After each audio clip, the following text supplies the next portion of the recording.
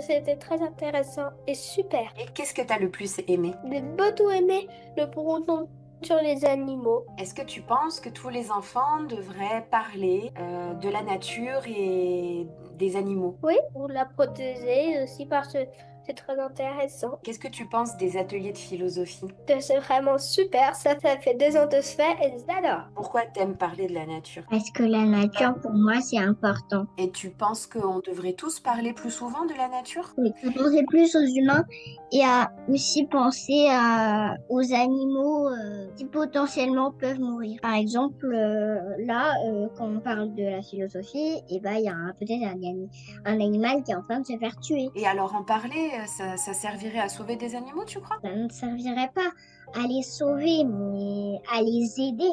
Peut-être qu'on parle d'eux, de leur cas. Et qu'est-ce que tu aimes dans les ateliers de philosophie, toi, Cataléa? Cette relation de quand on parle un sujet, on va en parler plus longtemps, profondément, alors que quand c'est dans ma famille, j'aime bien me creuser la tête, moi. Jusqu'à avoir un trésor.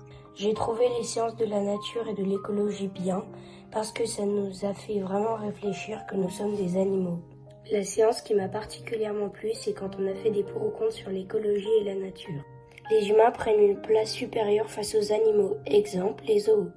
Moi, j'ai trouvé ça très chouette et très intéressant. Ce qui m'a bien plu, c'est l'activité où on devait deviner si c'était un son naturel ou pas, et ça a soulevé un tas de questions. Alors, l'idée qui m'a marqué, c'est pour ou contre d'avoir un animal de compagnie, parce que avoir un animal de compagnie, ça peut apporter compagnie à l'humain ou à l'animal, mais est-ce que pour leur bien, il faudrait les laisser en liberté? Je pense que tous les enfants devraient se poser des questions, car cela pourrait changer le cours des choses dans les prochaines années. Et comme ça, peut-être un jour, on pourra vivre en harmonie avec la nature.